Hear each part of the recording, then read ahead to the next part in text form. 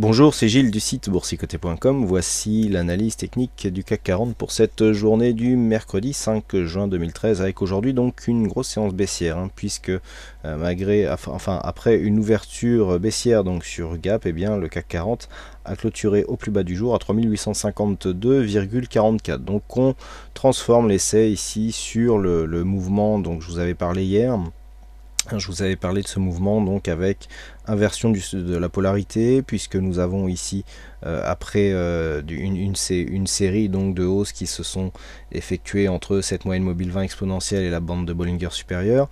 À partir du moment où on valide ici un contact sur la bande de Bollinger inférieure et que l'on remonte sous la moyenne mobile 20 exponentielle, il peut s'agir potentiellement d'un signal baissier, avec donc, on le voit sur cette bougie, et bien finalement ce contact avec la moyenne mobile exponentielle qui représentait un très bon point d'entrée pour jouer le retournement et donc la poursuite de la baisse, puisque nous sommes venus aujourd'hui casser le plus bas de la séance de lundi, qui constituait un signal de baisse. Je m'en suis expliqué sur l'analyse intraday que vous pouvez revisionner. Les points étaient assez intéressants. Donc on a validé donc cette cassure. On est venu ici, qui plus est, sans combler totalement le gap. Il y a eu une tentative de comblement mais qui n'est pas intervenue. J'avais prévenu ce matin en disant que si le gap n'était pas comblé et qu'on repartait ici sur une cassure baissière, et bien qu'il y avait un gros potentiel baissier. C'est exactement ce qui est arrivé, avec donc cette baisse qui s'est maintenue donc tout au long de la journée, avec une zone ici atteinte qui correspond à un support horizontal.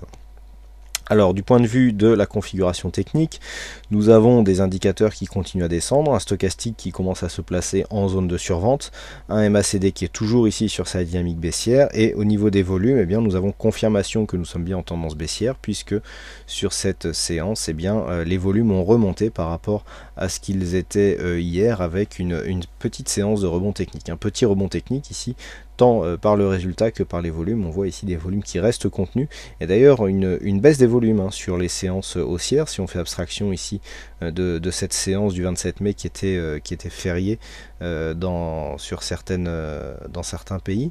Nous avons, si on part ici de cette zone, bon là on était en légère progression, et puis là depuis on a une baisse des volumes sur les séances haussières, donc ce qui va un petit peu dans le sens d'une tendance qui est en place et qui reste orientée à la baisse.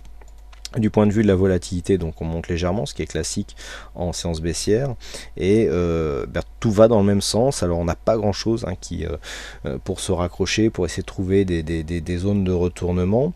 Si on revient donc sur la vue chartiste, nous avons donc une baisse qui confirme le mouvement, donc un contact avec bol inférieur, contact moyenne mobile 20 exponentielle, et donc on valide une attaque des points bas et une attaque de la bole inférieure. Donc là on est tout à fait dans le schéma de la poursuite du retournement, et donc d'un début de tendance baissière, avec donc cette bande de Bollinger inférieure qui est fortement attaquée, et une bougie qui vient marquer une dynamique, puisque nous sommes sur des volumes légèrement supérieurs à la moyenne, sur cette séance baissière qui donc reprend la cassure, avec qui plus est un gap baissier. Donc là tous les aimants sont réunis pour nous donner une poursuite de mouvement baissier, avec potentiellement des objectifs qui sont encore un peu plus bas.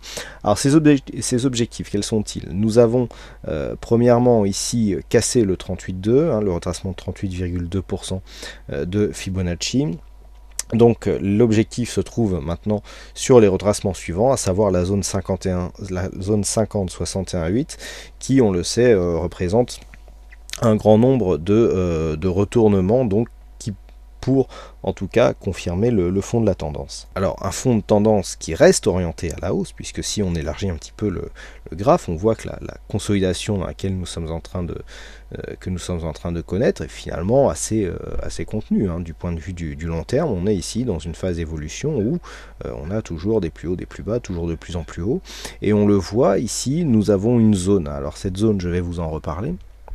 la zone des 3763 points qui constitue un bon objectif, puisque si on se rapproche un petit peu, alors pourquoi 3763? Parce que ça correspond ici à une zone de point haut non pardon, on est sur 3788, excusez-moi.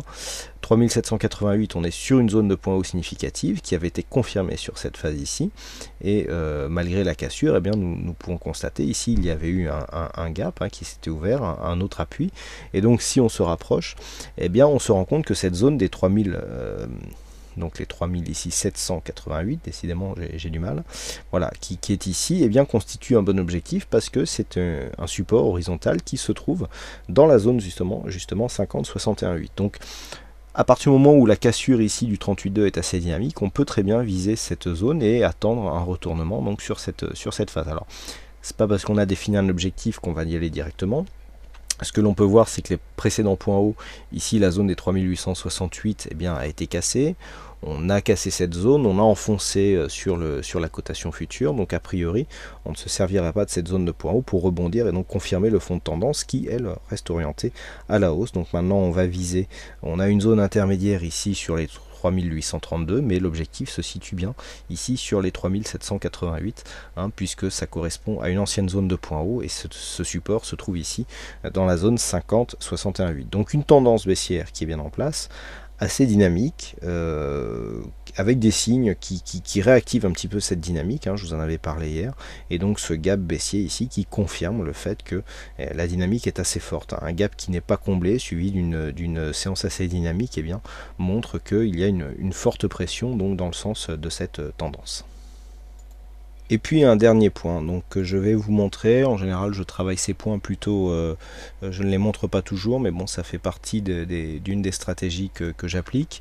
Nous avons ici un beau retracement, donc nous allons ici mesurer, appliquer le Fibonacci sur ce retracement et nous indiquer, voir un petit peu ce que ça peut donner.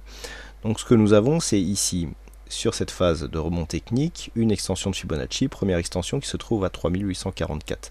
Donc ça, c'est la première extension qui pourra définir un premier objectif. Le deuxième objectif se situe à 3771, c'est le 261,8.